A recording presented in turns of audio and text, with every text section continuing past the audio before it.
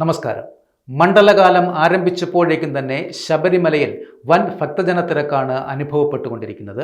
2 ദിവസമായി ഭക്തരെ നിയന്ത്രിക്കുവാൻ വളരെ പാടുപെടുന്ന അവസ്ഥയാണ് ശബരിമലയിൽ കണ്ടുവരുന്നത്.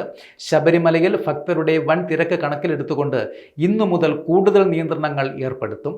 Spot booking 20,000-ആയി പരിമിതപ്പെടുത്തിയിട്ടുണ്ട്. ഭക്തർക്കുള്ള സൗകര്യം ഒരുക്കുന്നതിൻ്റെ ഭാഗമായി നിലയ്ക്കൽ നിന്നും പമ്പയിലേക്കുള്ള പ്രവേശനം നിയന്ത്രിക്കും. ഭക്തർക്ക് തങ്ങാൻ നിലയ്ക്കലിൽ ഇനി സൗകര്യമൊരുക്കും. മരക്കൂട്ടം, ശരംകുത്തി, സന്നിധാനം പാതയിലെ ക്യൂ കോംപ്ലക്സുകളിൽ കൂടുതൽ ജീവനക്കാരെ നിയോഗിക്കുകയും ചെയ്യും. ക്യൂ കോംപ്ലക്സുകളിൽ എല്ലായിടത്തും ഭക്തർക്ക് കുടിവെള്ളവും ലഘുഭക്ഷണവും ചുക്കുകാപ്പിയും നൽകും. പമ്പയിൽ എത്തിക്കഴിഞ്ഞാൽ ശബരിമല ദർശനം പൂർത്തിയാക്കി നിശ്ചിത സമയത്തിനുള്ളിൽ തന്നെ ഭക്തർക്ക് മടങ്ങിപ്പോകുവാനുള്ള സൗകര്യവും ഇനി ഒരുക്കും. കൂടുതലായി എത്തുന്നവർക്ക് അടുത്ത ദിവസം ദർശനത്തിനുള്ള ക്രമീകരണം ഏർപ്പെടുത്തുകയും ചെയ്യും.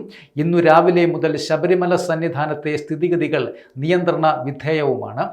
സന്നിധാനത്തെ ഇപ്പോഴുള്ള ഈ തിരക്ക് നിയന്ത്രിക്കുന്നതിനായി തൃശ്ശൂരിൽ നിന്നുള്ള NDRFന്റെ ആദ്യ സംഘം ഇന്ന് എത്തിയിട്ടുണ്ട്. ആദ്യ സംഘം ഇന്ന് ചുമതല ഏറ്റെടുക്കുകയും ചെയ്യും. ചെന്നൈയിൽ നിന്നുള്ള അടുത്ത സംഘം വൈകിട്ടോടെ എത്തും. ഇന്നലെ ശബരിമലയിൽ വൻ ഭക്തജന തിരക്കാണ് അനുഭവപ്പെട്ടത്.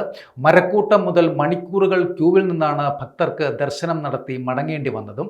മണ്ഡലകാലം ആരംഭിച്ചു തുടങ്ങിക്കഴിഞ്ഞപ്പോൾ തന്നെ 1,96,594 പേരാണ് സന്നിധാനത്തേക്ക് എത്തിയത്. Virtual queue, spot booking ഉൾപ്പെടെയാണിത്.